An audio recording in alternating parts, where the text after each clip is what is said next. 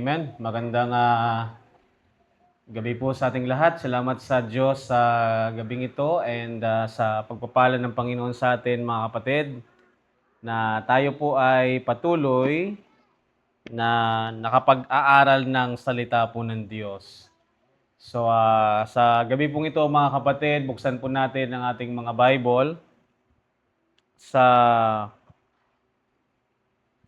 Romans chapter number 7. And pagpapatuloy lang po natin, mga kapatid, yung atin pong pag-aaralan, pinag-aaralan po dito sa book of Romans po, mga kapatid. Verse number 18, I believe, hanggang verse number 20. Yan. So yan po yung ating pag-aaralan ngayong gabi pong ito.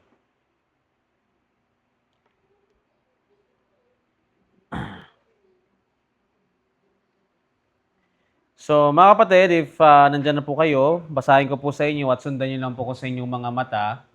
Ang sabi po ng Bible, "For I know that in me that is in my flesh dwelleth no good thing. For to will is present with me, but how to perform that which is good I find not. For the good that I would I do not, but the evil which I would not, that I do. Now if I do that I would not, it is more I that do it, but sin that dwelleth in me." Tayo po yung manalangin. Dakilang Diyos na makapangyarihan sa lahat. Salamat, Panginoon, sa gabing ito na pinagkaloob niyo po sa amin. Salamat, O Diyos, sa inyong pong kabutihan sa bawat isa po sa amin. Dalangin ko po, Diyos, na ikaw po ang manguna at ikaw, Panginoon, ang magbigay sa amin ng wisdom, knowledge, and understanding. Nang makita namin ito, Panginoon, ang inyong pong salita, na ang ano pong katotohanan at ano pong mga pwede naming matutunan sa gabing ito, Panginoon, para kami po ay makapagpatuloy at maging aware, Panginoon, sa lahat po ng ginagawa po namin sa aming pong buhay bilang isang Kristiyano. Lord, gamitin niyo po ako na maging daluyan ng pagpapala na nanggaling po sa inyong salita at maging blessing po ito, Panginoon, sa amin. Hindi lang po dito sa amin, Panginoon, sa lugar na to, kundi sa mga makakapakinig, Panginoon, ng inyo pong salita. Lord, bless us tonight. In Jesus' name I pray. Amen and amen. So muli, magandang gabi po sa ating lahat. And ang ating pong pag-aaralan, mga kapatid, is ito po is continuation. So ganun naman siya palagi, mga kapatid. Kung ano po yung pinag-aralan po natin last time, no? So patuloy lang po natin pag-aralan yung bagay na to. And kung ano po yung mga bagay na matutunan po natin. And matutunan po natin ng marami or mas marami po tayong matutunan dito po sa bagay sa atin pong flesh na kung saan it dwells in us. So meaning po, mga kapatid, whether you like it or not, yung flesh po natin, yung ito pong flesh natin, ito po yung sinasabi ni Apostol Pablo na dwelleth in me, which is dwelleth in me as well, dwelleth no good thing.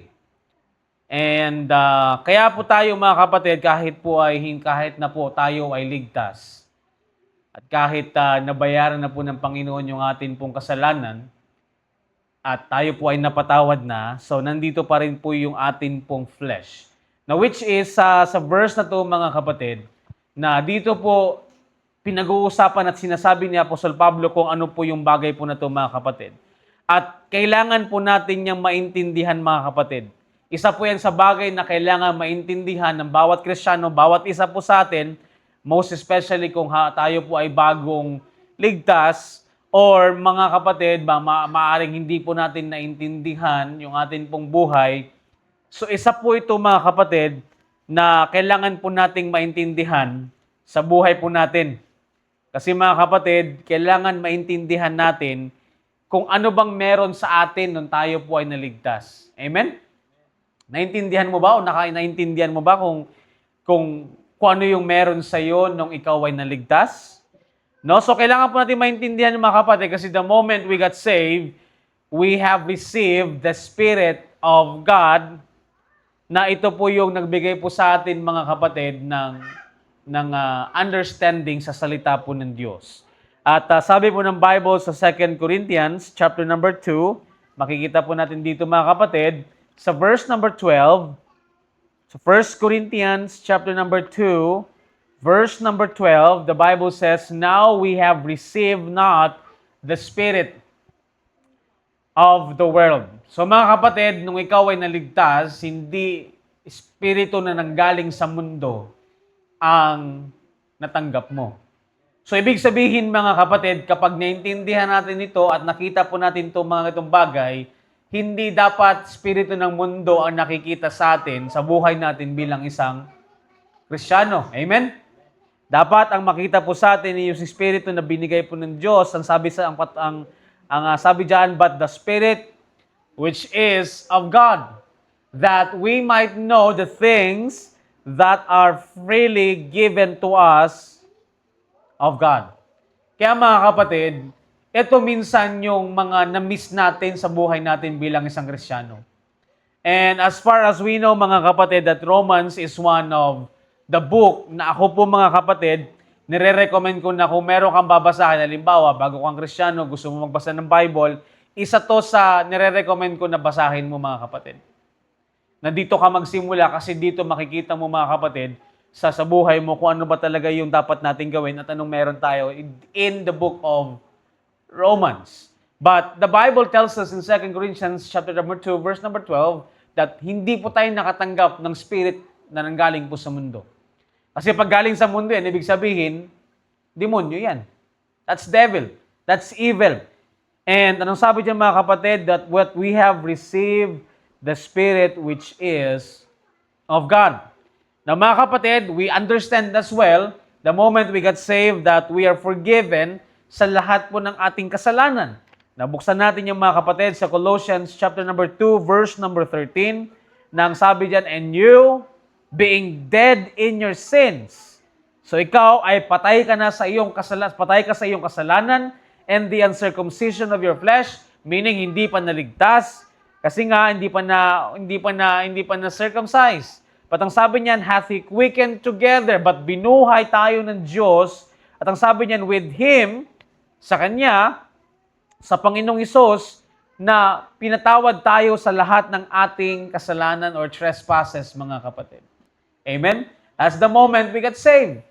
But before you got saved, or kung hindi pa ligtas ang isang tao, mga kapatid, meaning there is no uncircumcision there is no circumcision na nangyari po sa buhay niya, mga kapatid. So meaning the sins still dwell, nasa sa kanila talaga. No, hindi pa napatawad ng Diyos. And not only that, mga kapatid, the moment we got saved, we got justified freely by the grace of Jesus Christ, the grace of God through Jesus Christ sa Kanya pong finished work na Siya po ay namatay, nilibing at muling nabuhay.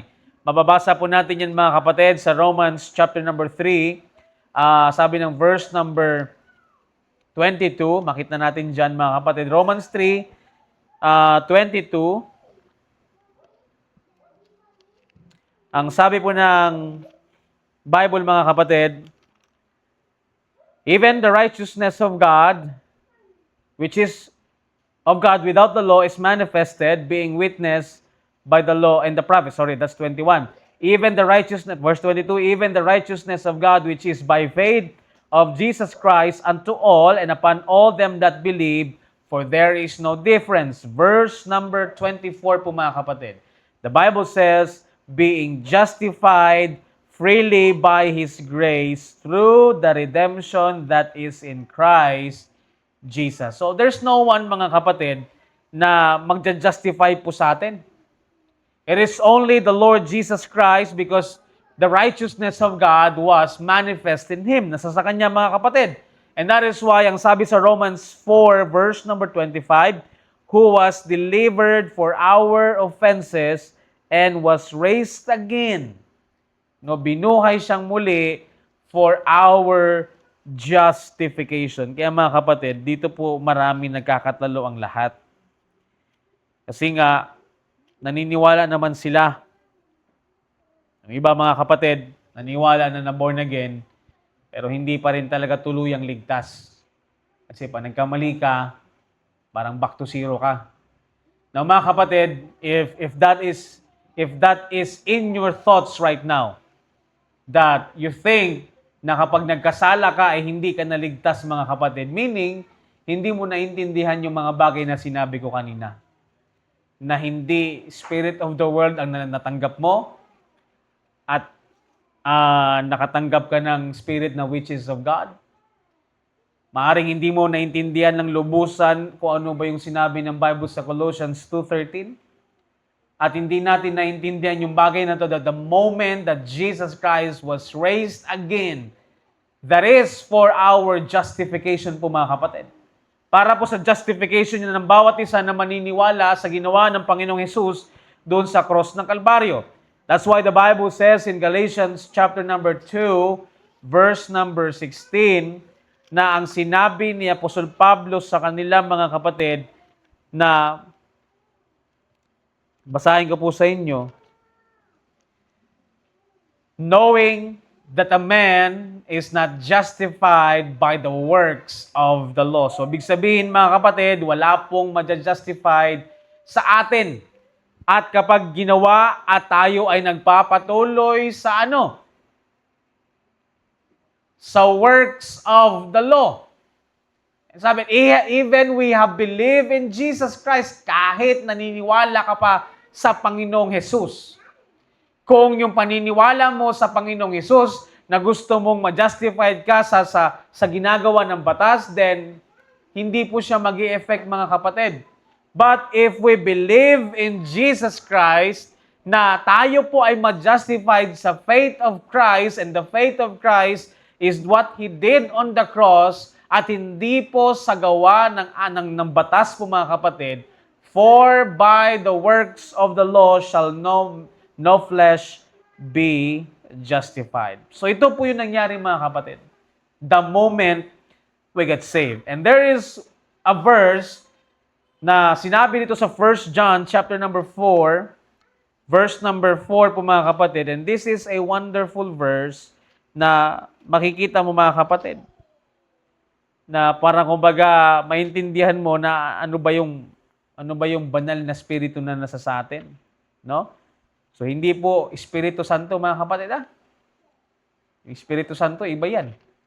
But banal na spirito po mga kapatid. Sabi niyan sa 1 John chapter number 4, verse number 4, "Ye are of God, little children, and have overcome them." Anong sabi ng Bible mga kapatid? Because greater is He that is in you than he that is in the world. Kaya mga kapatid, kung sa tingin mo nanghihina ka, kung sa tingin mo mga kapatid na parang hindi mo kayang labanan yung mga bagay-bagay na dumarating sa yung temptasyon po mga kapatid, itong isipin mo mga kapatid, na meron binigay sa iyo yung Diyos. Ano nga yung binigay ng Diyos? Spirit which is of God. At yung bagay na yan mga kapatid, we know that we are weak, we know that this flesh always falls into sin, always fall into temptation. But remember this, what John says, mga kapatid. Now, he's talking about the Holy Spirit. And the Holy Spirit is also in us, everyone, na nasave po, mga kapatid. So, meaning that there is someone is in you that is greater than anything. Even greater than you. Even greater than Satan po, mga kapatid. Kasi nga, mga kapatid, kapag iisipin mo na mas magaling ka pa kay Satan, much better ka pa kay Satan, mga kapatid, bakit maraming nahuhulog? Bakit nagkakasala pa rin tayo? Bakit kinakagat pa rin natin yung mga pain ng Satanas sa buhay natin na alam naman natin na hindi makakabuti sa atin? But the thing is, mga kapatid, there is inside of us, which is the Holy Spirit, is greater than us. Amen? Kaya kung iisipin mo mga kapatid na sinasabi ni Apostol Pablo sa text po natin mga kapatid, you can see the struggle of one Christian. Now, bakit ko sinabi yung mga bagay na yan mga kapatid, yung mga verse na yan? And I know that we have heard those verses that it helps us in our salvation. Mga kapatid, to establish what we have, to establish na ano bang meron sa atin nung tayo po ay naligtas. Amen? Baka kasi na mismo mga kapatid. Baka kasi hindi mo talaga totally naintindihan. And the only thing, mga kapatid, na maiintindihan natin yung bagay na to is we need to understand at alamin yung bagay na to at dumago po tayo sa banal na kasulatan ng Panginoon. So, maintindihan natin, mga kapatid, ng mabuti at marami at mas maintindihan natin, mga kapatid, ang lahat ng bagay about sa Holy Spirit na nag-dwell sa atin the moment we got saved. Amen? Gaano ba kalalim ang pagkakaintindi natin sa banal na Espiritu? Na kumbaga, baka minsan hindi mo pa siya nasasama sa na hingian ng tulong. Amen? Kaya mga kapatid, the Holy Spirit is in us. At sinabi ni Apostol Pablo po, mga kapatid, dito sa verse number 18, na makita mo dyan, pinasa natin dyan, at ang katotohanan, mga kapatid, we are still in the flesh. We are still in this world, but we are not of this world. Naintindihan niyo yung mga kapatid? Nandito tayo sa mundong ito, pero hindi tayo taga dito. Amen? Mga kapatid, nandito tayo sa laman na to, but hindi ito yung atin. Kasi papalitan to ng Panginoon po, mga kapatid. But the moment na nandito yan, mga kapatid, ito yung struggle na meron ng isang Kristiyano at sinabi ni Apostol Pablo. For I know that in me, at tinan mo, mga kapatid, sinabi niya, that is in my flesh. So what's in our flesh? Dwelleth no good thing. Kaya mga kapatid, hindi ka pwedeng mag-asta na dahil merong greater that is in you, na magyayabang ka na sa sarili mo na lahat yan kakayanin ko. Lahat ng temptation kakayanin ko, mga kapatid, kung sarili mo lang yan, hindi mo yan kakayanin. But if you always acknowledge the Holy Ghost that is in you, the Holy Spirit that dwells in you, kasi mga kapatid, the flesh dwelleth no good thing. Kailangan nating maintindihan na ito, mga kapatid, this is no good for you, this is no good for me. But salamat sa Diyos, mga kapatid, because there is the Word of God na magre-remind po sa atin, mga kapatid, sa atin pong buhay, para hindi ka magmalaki sa sarili mo. Para hindi ka maging proud, hindi ka maging arrogante na lahat ng mga yan nalampasan ko dahil sa sarili ko lang. Nalampasan mo yung bagay na yan at nagawa mo yung bagay na yan, mga kapatid, kasi nga merong banal na Espiritu sa atin. Amen? Nakaya natin yung mga bagay because the Holy Spirit in us. But if it is with us, like the Apostle Paul says, for I know that in me, that is in my flesh, dwelleth no good thing. Kaya mga kapatid, minsan bakit parang ikaw tinatamad ka magsimba? At sa tingin mo ba yung Holy Spirit yung nag-uudyok niyan sa'yo? Bakit minsan pag magbibigay ka na dapat ng best mo sa Panginoon, bakit parang minsan hindi? Because your flesh always push you back. Pull you back. I mean, bakit pag magkakanta ka ng choir, parang nahihiya ka? Bakit pag may gagawin ka, magpipray ka, or whatever na gagawin mo para sa Panginoon, bakit parang sometimes medyo alanganin ka, mga kapatid? Because your flesh is pulling you back. Amen? That's the truth po, mga kapatid, because in this flesh, kung ito lang yung mamumuhay sa buhay natin, mga kapatid, dwelleth no good thing. Hindi po tayo dadalhin nito, mga kapatid, sa mga mabubuting bagay. But salamat sa Diyos because we have the Holy Spirit. Amen? The Holy Spirit dwells in us, mga kapatid. At ang kailangan po nating gawin, mga kapatid, bilang isang Kristiyano, bilang isang believer, is maintindihan natin yung ating pong kahinaan. Ito kasi yung pinakakahinaan nating bawat believer po, mga kapatid. Amen? Kaya, mga kapatid, kahit na active ka na sa church, kahit na sa tingin mo na parang nag-faithful ka, mga kapatid, hindi ka pwedeng magkumpiyansa. Kaya nga, di ba? Commandment number 11, thou shalt not kumpiyansa. Kasi, mga kapatid, pwede mong ikahulog yung bagay na yan. At hindi natin pinagmamayabang yan, mga kapatid. We always bring the glory back to God. That what I am today, it is because of the grace of God. That's what Apostle Paul says, mga kapatid. I am what I am by the grace of God. Kasi imagine mo mga kapatid, alam ni Apostle Paul, na apostol na ito mga kapatid, that Paul received abundant of revelation. Sa kanya na yan mga kapatid, binigay. But ang sabi ni Apostle Pablo, what is in me, that is in my flesh, dwelleth no good thing. Amen? Kaya mga kapatid, wag po tayong mag-isip ng mga bagay na parang we are super Christian. Ang kailangan natin mga kapatid, we have to accept that we are still in our flesh. That this flesh which dwelleth no good thing po mga kapatid,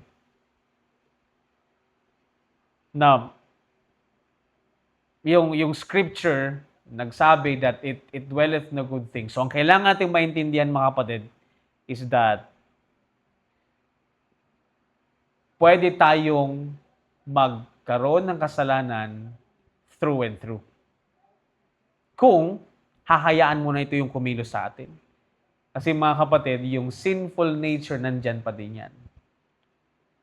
Kaya nga di ba mga kapatid, as what we have understand in our previous na pinag-usapan, na yung old man, which is died, namatay na, wag mo nang buhayin muli. Kasi pag binuhay mo yan uli, mga kapatid, ano ba yung bubuhayin mo dyan? Kasalanan. Kaya mga kapatid, kung nalampasan mo na yung kasalanan na yan, ilibing mo na yan. Huwag mo na yung balingan kasi the moment na binalikan mo yan, maaalala mo yung pait ng nakaraan, mga kapatid, sa kasalanan. O baka mamaya, hindi pait yung maalala mo sa kasalanan, baka tamis. Kasi nga, bumalik ka, nagustuhan mo na naman, hala. At mga kapatid, this is real. And the reality is, a lot of Christians na bumalik sa mga bagay na ginagawa nila before, mga kapatid, some of them or most of them, hindi na nakaahon. Hindi na nakabalik. Amen? Pag tinatanong mo mga kapatid, ayaw na because they were ashamed of what they have done.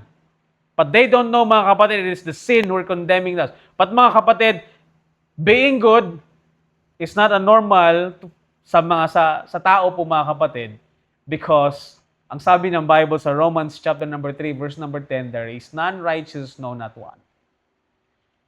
Again mga kapatid, I will give you an example. Sabihin nating mabait yung tao na yan. Wala siyang inargabyadong tao, matulungin, walang kaaway na kapitbahay. Anong tawag nito? Kumbaga parang gusto, smooth lang yung buhay. Sa mata yun ng tao, mga kapatid. Pero sa mata ng Diyos, isa ka pa ring malaking makasalanan. Isa pa rin akong makasalanan. Amen? Kaya pag hindi ka naligtas, mga kapatid, there's no such thing as nahiwalay yung body of the sins of the flesh into you. Yung spiritual circumcision po mga kapatid. Anong sabi ng Romans chapter number 3 verse number 12? Diba? Na kung makikita mo ito mga kapatid, itong verse na ito mga kapatid sa Romans chapter number 3 verse number 12, makikita mo kung ano ba yung tao. Ano ba tayo mga kapatid? They are all gone out of the way. They are together become unprofitable. Ano mga kapatid, there is none that doeth good, no not one. Now, the Bible is the one who tells us that. Kaya mga kapatid, kaya minsan pag sasabihin, no, bait-bait ng pastor namin, hindi ako naniniwala. Hindi ako mabait. Na-convict lang ng Holy Spirit, mga kapatid. But the truth in us, are we? That's the Bible that tells us. There's none good, no not one. Mga kapatid, it is all by the grace of God na nagtitipon tayo dito na kahit iba-iba tayo ng ugali because we're not gathering together because of, ito ako, ayan ka. We're gathering together to learn. And it's all because of Christ. And it's all because of grace. Amen? Mga kapatid, sino bang gusto magtipon-tipon? Kung hindi lang naman to sa Panginoon, mga kapatid, wala naman tayo dito. And ito po talaga yung reality. Minsan mga kapatid, yung nakikita natin marami ka naman nakikita ng tao na mabait. Simula pa nung nag-aral ka, amen? Ang bait-bait ng classmate ko na yun, grabe yun, tahimik lang, ganito lang. Tapos maya-maya makita mo, ay, nakapatay pala siya. Oh, kala ko mababait. Parang yung mga classmate ko nung una, sa ano pa yun, sa Baptist Christian School pa yun. Amen? But, mga kapatid, it's all that, everything. Halimbawa, lumaki naman ako ng Christian school. Paglaki, sabi mabait, matalino. Sa iba naman ginamit. Amen? Kasi nga mga kapatid, the truth is, we're here in the flesh. And this flesh will ruin our life po mga kapatid. So imagine mo mga kapatid si Apostle Pablo na having a struggle in his life about his flesh. Going back in verse number 18. Amen? Meron sa akin, which is my flesh, dwelleth no good thing. Now, kung si Apostle Paul po mga kapatid, tanggap po yung bagay na to, hindi naman kasi ito mga kapatid sa kanya lang. Amen? And I know mga kapatid, makaka-relate kayo sa ganitong bagay. Bakit? Ikaw nakakakilala sa sarili mo eh. Amen? Ikaw nakakakilala sa sarili mo mga kapatid kung ano ka ba talaga pag tayo na lang mag-isa. And this is the struggle of not only kay Paul po mga kapatid, but every Christian living a life is having a struggle on these things. Imagine mo mga kapatid na sinabi ni Apostle Paul, for to will is present with me. Gusto ko naman gawin yung mabubuti. Amen? Pero pag gagawin ko na, that which is good, natin mga kapatid, sabi niya, hindi ko makita, I find not. Amen? Meron naman tayong will. Kasi for sure naman, di ba? May will naman tayo. Pero pag gagawin ng mga kapatid, I find not. Amen? Now, imagine how the unbeliever na mas mag-struggle sa ganitong bagay, mga kapatid. What is good before God? Kasi mga kapatid, pag unbeliever, mga kapatid, wala mang conviction yan, wala mang mararamdaman yan. Again, I think na-explain ko na sa inyo pag nagkakasala yung unbeliever at nagkakasala yung believer. I hope na naalala niyo yung ganung bagay, mga kapatid. Pag i-explain ko na naman ngayon, maghaba na naman tayo, mga kapatid. But as Paul also had a will to perform, dapat tayo yung mga kapatid. But because, like Paul was said, na meron po tayong spirit which is of God, at yan po yung bagay na kailangan natin, mga kapatid, na mag-perform sa buhay natin. Kaya lang minsan ang nangyayari, mga kapatid, we don't do it. We neglect the Holy Spirit in our life. Amen? Lahat naman ng bagay, mga kapatid, pwede mo naman gawin. At totoo naman yung mga kapatid, kahit naman tayo Christian. Gusto mong gawin pero hindi mo ginagawa. Amen? Iisa-isahin ko, mga kapatid, pag sa ministry, makakarelate talaga tayong lahat. Amen? Pag magmi-ministry tayo, mga kapatid, nandyan naman yan eh. And the Holy Spirit is with us. So, kung gagawin natin, mga kapatid, let us not like this, na kailangan pa mag-struggle na hindi makita kung paano gawin. And that is because we are still in the flesh. But right now, we have the Holy Spirit, mga kapatid. Kailangan po natin gawin at we have to do it. We have to understand it. Amen? Pag alam mo na alam mong mabuti, gawin na lang natin. Because you have been admonished, you have been exhorted tonight by these things, mga kapatid. If you see this topic is so maganda at nakakatulong sa atin, mga kapatid, imagine some of our brethren that are not here. Amen? Now, how would they understood these things? Kaya ikaw, mga kapatid, na nandito ka, it is a blessing for you. Amen? Na alam ko, bago ka pumunta dito, naglalaban din yung flesh mo tsaka spirit. Bakit? Siyempre, pagod tayo sa school. Amen? Pagod tayo sa mga bagay na ginagawa natin sa bahay natin. Tapos, anong oras na nga matatapos? Pag ito, ang sarap pa naman ito i-preach, mga kapatid, kaya itong paabutin ng alas 10. Kasi ang sarap dito pag-usapan, mga kapatid, because we can relate to this thing, to this matter. Because this is what it is, that somehow we have a will to perform na meron tayo sa sarili natin but we don't do it. And sometimes, mga kapatid, we don't have initiative to do it. Even that we know what is good, what is right to do, mga kapatid. But this is a struggle ito po yung struggle ng bawat isa sa atin, mga kapatid. Amen? Why? Matthew chapter 26, verse number 41. Ang sabi ng Matthew chapter 26, verse 41, mga kapatid. And now, si Jesus Christ mismo ang nagsabi po niyan. Kung naka-red letter yan sa Bible yung mga kapatid, si Jesus mismo ang nagsabi niyan.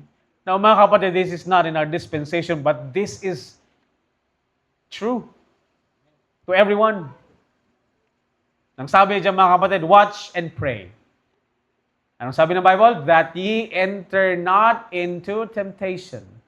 Because the Bible says, the Spirit indeed, yung Spirit talagang is willing. Ano yung kalaban ng Spirit, mga kapatid? But the flesh is weak.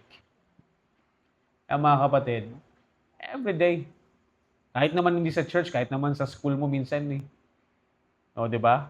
Nagpe-pray ka pa minsan. Ano yung prayer natin minsan palagi? Sana magulan para walang pasok. Sana bumagyo para walang pasok. Now, who's telling you that? Was it your spirit or your flesh? Kaya mga kapatid, this is a good topic. And I urge you, mga kapatid, I push you na, I suggest na, just read it for yourself when you get home. Amen?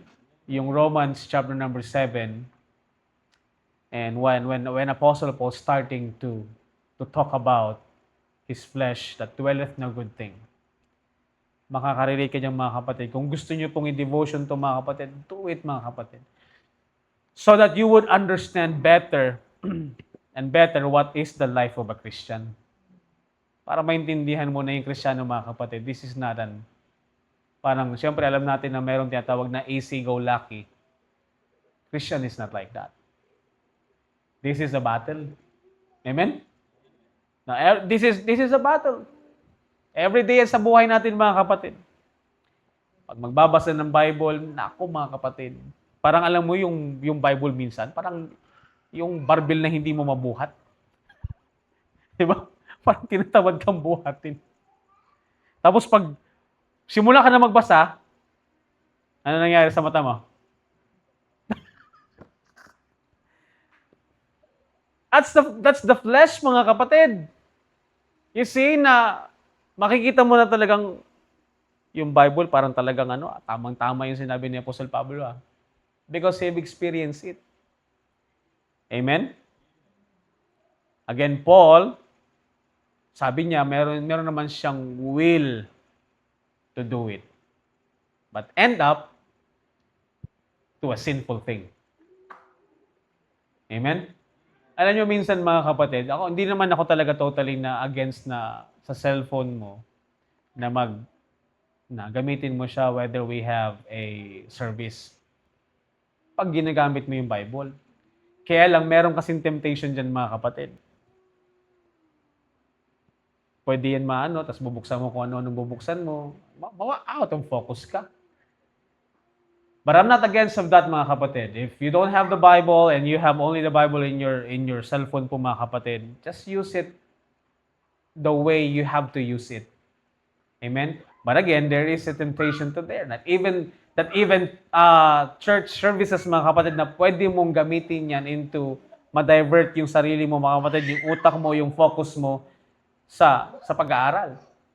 Amen? Nag-message yung crush. Nag-message sino nga yung Korean pop na yan? Yung mga crush ng karamihan. Si Lee Min Ho ba yan? Hindi ko kasi sila kilala . So, mga kapatid, the one thing that we need to understand and remember always in our life, that in our flesh dwelleth no good thing. So, wag mong hahayaan sa buhay mo bilang isang Kristiyano, mga kapatid, na yung flesh yung manguna at mag-control sa buhay mo. Amen? Huwag natin hahayaan, mga kapatid. Huwag mong hayaan kasi kapag yan ang nag-control sa buhay natin, mga kapatid, ganun po mangyayari sa atin. Kaya sabi niya, "For I know that in me, that is in my flesh, dwelleth no good thing, for to will is present with me, but how to perform that which is good, I find not. For the good that I would, I do not." Yung bagay na maganda, ayaw niyang gawin. But the evil which I would not, yung evil, yung masama na hindi niya dapat ginagawa o dapat ginagawa, anong sabi niya? Yun yung nagagawa niya. This is coming from our apostle, trying to admonish every one of us. So the truth, mga kapatid, that sin always win in us most of the time. Kapag hindi mo yan tinanggap, mga kapatid, magkakaproblema ka sa buhay mo. We have to live a holy, righteously, soberly in this present evil world. Amen? Paano mo gagawin yan kung hindi mo naiintindihan na yung kaakibat niyan, mga kapatid, that there is something that within us na laging nananalo sa buhay po natin?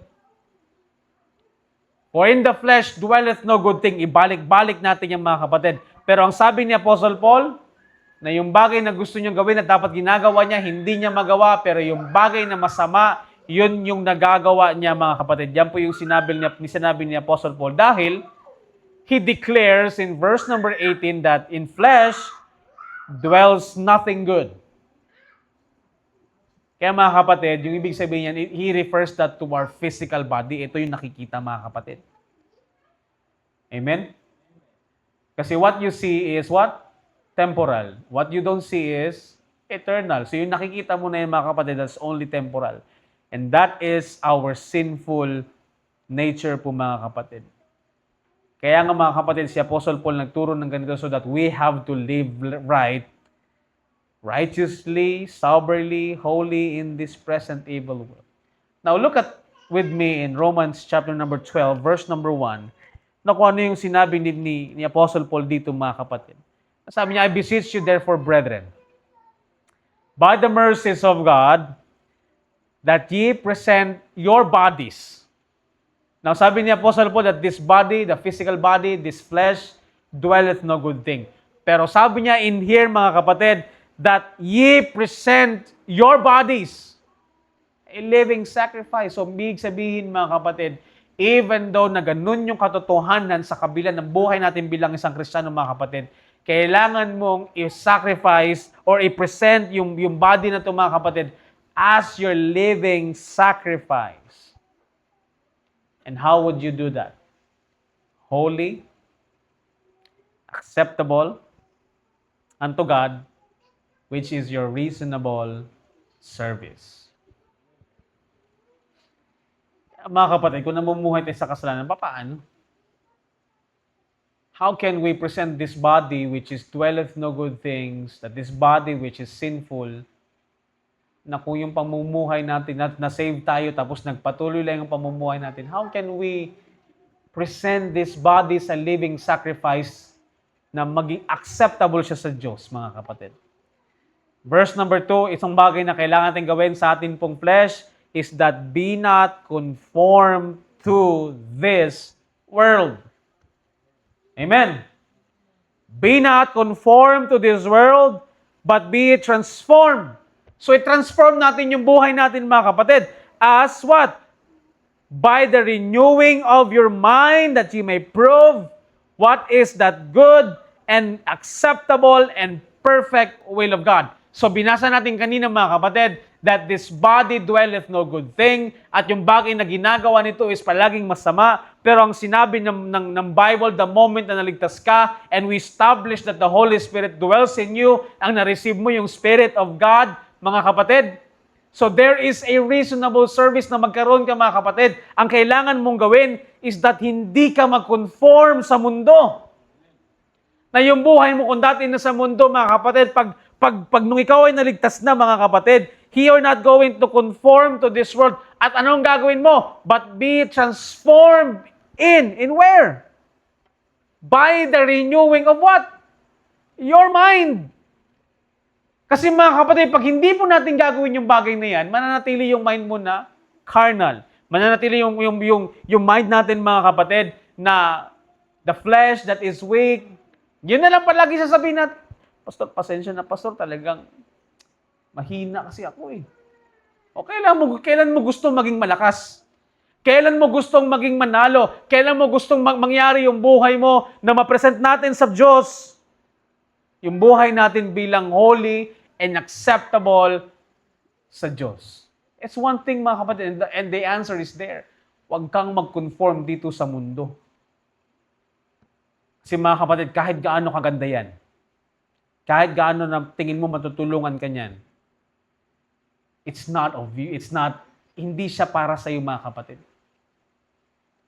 But what you have to understand is to renew your mind para ma-prove mo kung ano ba talaga yung tama, ano ba yung mabuti, ano ba yung katanggap-tanggap, at ano ba yung tama at perfect na kalooban ng Diyos. Amen? Now, the answer is there po mga kapatid. And nakaka-blessing tong topic na to mga kapatid. I don't know to you, but for me, this is a great blessing because this is a reminder for every one of us. At walang pinipilian mga kapatid na edad. As long as nakakaintindi ka ng Tagalog at English, naiintindihan mo yan mga kapatid, it is for every one of us. Amen? So, mga kapatid, kahit na hindi gusto gawin yung mabubuti at nagagawa laging kasalanan, it's because mga kapatid, we're still in our physical body. Na kung saan yung pattern ng body na ito mga kapatid is patuloy at paulit-ulit yan mga kapatid na ang gusto, gumawa ng kasalanan, ilayo ka sa Diyos. Pero mga kapatid, kailangan po nating maintindihan na hindi dapat yan ang buhay ng isang Kristiyano. Now, sin na nagdwell, mga kapatid, in every human being, makes us, yan po yung bagay na na ginagawa natin yung contrary kung ano po yung dapat gawin dahil meron na tayong spirit, mga kapatid. Kaya, intindihin natin, maintindihan natin na we're still in our sinful nature. At wag na wag po natin mga kapatid na laging dahilan, Pastor, nasa ano pa kasi ako eh, nasa sinful nature ko. Pare-parehas man tayo mga kapatid. If we're not gonna push this in our life mga kapatid, then our lives are carnal. Amen? Remember, what we have talked about, that Christ set us free from the bondage of sin. Tandaan po natin yung mga, we are being forgiven. And we know that we are struggling into that. Pero kung ayaw mo maging weak na Kristiyano mga kapatid, intindihin natin yung bagay na nakasulat sa salita ng Diyos. Intindihin natin na yung kasalanan mga kapatid, ito yung palaging maglalayo sa atin sa kalooban ng Diyos. The truth is, the struggle is present. Pero mga kapatid, the way, the solution was also given. Kung hahayaan natin na mag-victorious, na manalo sa buhay natin is yung Panginoon at ang kanyang pananampalataya. So the effect mga kapatid sa atin ng flesh, ito yung nagkukos na maglilid po sa atin na mahulog palagi sa kasalanan. But the Spirit which is of God, that is within us, ito po yung tutulong po sa atin na manalo tayo sa ating buhay, na maging triumphant tayo mga kapatid sa ating pong buhay bilang isang Kristiyano. Amen? Intindihin natin siya mga kapatid. Kaya mga kapatid, Paul again repeats these things into verse number 16 and verse number 17. Kaya kung babasahin mo mga kapatid, parang parehas lang naman siya. Kasi sabi niya sa 16, if I then do which I would not, I consent unto the law that is good. Now then it is no more that I do it, but sin that dwelleth in me. Verse 18, for I know that in me, that is in my flesh, dwelleth no good thing, for to will is present with me, but how to perform that which is good, I find not. For the good that I would not, I would, for the good that I do not, but the evil which would not, that I do. Now if I do, that I would not, it is more, I do it, but sin that dwelleth in me. Pastor, kala ko ba napatawad natin sa ating kasalanan? Yes, you are forgiven. That's why when you die, you're going to heaven. But your flesh, hindi pa napapalitan. Amen? Nandyan pa din yan. Kaya nga, makikita mo, alam ko ba Kristyano yan? Ba't ganyan buhay? We're still in the flesh mo mga kapatid. Sometimes we think bad. Sometimes we do bad things, evil things. Kaya mga kapatid, this is a good verse for us. Para maintindihan po natin mga kapatid, na yung picture po mga kapatid is that it's a battle between good intention and sin that lives in us, in you, in me. That's the battle mga kapatid every day. Kasi kung kabutihan lang naman din, kung nagbabasa ka naman talaga ng salita ng Diyos, makikita mo naman. Kung nakikinig ka palagi mga kapatid, maririnig mo naman. At pag narinig mo yan, malalaman mo naman kung ano yung tama at mali. Kaya mga kapatid, isang bagay na dinescribe ni Apostle Paul na as what he wanted to do, kaya lang hindi niya nagagawa. Dahil nga yan sa nakadwell. Kaya mga kapatid, sa buhay po natin individually, ano ba yung mas malakas sa atin? Yung flesh o yung spirit?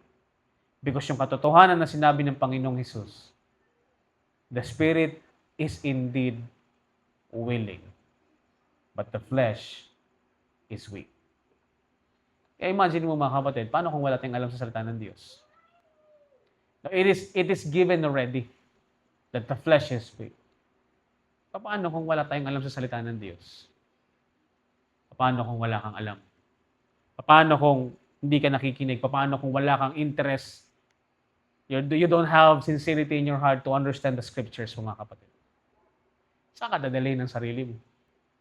Saan tayo dadalhin ng buhay natin, mga kapatid? Saan tayo dadalhin ng flesh natin, mga kapatid? We have to understand, nobody succeeds until we are changed into glorious body. Amen? At sa ngayon mga kapatid, we have to understand it. Kung nagkasala ka sa Diyos, acknowledge it mga kapatid, that is your weakness. And the truth is that we're still in here. Amen? But that time will come as a great encouragement to every believer that it will be changed into glorious body. Mga kapatid, I don't know, but everybody still sins. How they think, how they see, how they act, however it is, but everybody is still sinning. But let us always remember, mga kapatid, it is because that in our flesh dwelleth no good thing. Flesh is sinful. Lagay natin yan palagi mga kapatid sa ating pong isipan. Pero mga kapatid, kahit na ang ating pong sitwasyon ay mabigat, at alam natin dapat yan mga kapatid, let the Lord take over our life. Amen? Ibigay natin yung buhay natin sa Diyos. Kasi mga kapatid, whether we like it or not, time will come na mamamatay po tayo. So while we are still alive, let us surrender our life to God. Let Jesus Christ take over our life para tayo po ay makapag-move forward. Amen? By sharing what is the gospel of your salvation. Amen? That's the most important thing po mga kapatid. Again, wag po tayong maging proud. Wag po natin laging sabihin na Salamat nakita ko yung right division. Salamat at nakita ko yung bagay na yan. Alam kong, pero hindi ka pa rin pwedeng maging proud. Hindi ka pa rin pwedeng magkumpiyansa at magkaroon ng confidence sa sarili. Amen? Dapat mga kapatid, we always live by the faith of the Son of God. Alam niyo po mga kapatid, one thing that understanding this right division po mga kapatid. Again, I'm not perfect, but this one helps me live what I should live. If my wife see me as not a perfect husband, at least pogi ako. Hindi, joke lang. If you don't see me as a perfect or ano tawag nun, ano man tawag dyan? Nababanaan yan sa slambok dati. Yung kumbaga hindi ako yung nasa standard niya. At least mga kapatid, I understood that what right divisions did to me changed my life on how should I live as a Christian. Amen? Kung hindi dahil dyan mga kapatid, and I don't know to others, but this helps me yung rightly dividing the word of truth because mga kapatid, I see what Paul says. Nakita ko kung yung mga sinasabi ni Apostle Pablo mga kapatid sa kanyang turo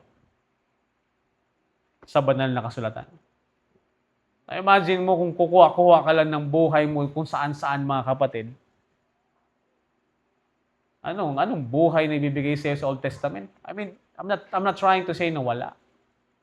But a right instruction from Apostle Paul will help you to live right in this present dispensation po mga kapatid. And the grace of God, which bringeth salvation, hath appeared to all men, teaching us to deny ungodliness, worldly lust, let us live soberly, righteously in this present world. Amen? Kasi mga kapatid, whether you like it or not, you're still in the flesh. At yung flesh na yan yung magpapalayo sa iyo mga kapatid sa dapat mong gagawin. Yung flesh na yan yung magtuturo at mag-uudyok sa iyo na maging disobedient ka sa parents mo, na hindi mo mahalin yung gawain, na hindi ka maging maka-Diyos. Amen? Because this is not of God. Sin dwelleth in me. Amen? Mga kapatid, I hope that you see it. I hope that it helps you now. And you understand it more kung bakit parang nagkakasala pa rin ako. And I hope that this help us. That it is because that we are weak. But it doesn't mean na maging weak ka na lang hanggang sa ikaw ay nabubuhay. Amen? Let us desire to be what? To live holy, righteously, at ma-present natin yung bodies natin as a living sacrifice. Kumbaga mga kapatid, at the end of the day, just think about this. Sino ang gusto mong gumamit sa'yo? Kasi wala namang iba eh. Yung devil o yung Diyos. Yan lang naman yan mga kapatid. Sino yung gusto mong gumamit sa'yo sa buhay mo? Amen? Let us pray. Dakilang Diyos na makapangyarihan sa lahat. Salamat Panginoon sa gabing ito. Salamat Panginoon sa paalala and sa learning na amin po nakita sa gabing ito. Lord, help us, O God. And tulungan niyo kami, Panginoon, na may sa buhay po namin ang dapat namin isabuhay bilang isang Kristiyano. Pagpalain niyo po ang bawat isa sa amin sa matamis sa pangalan ni Jesus. Amen at amen. Balik po kay Brother Julius para sa ating closing hymn and closing prayer.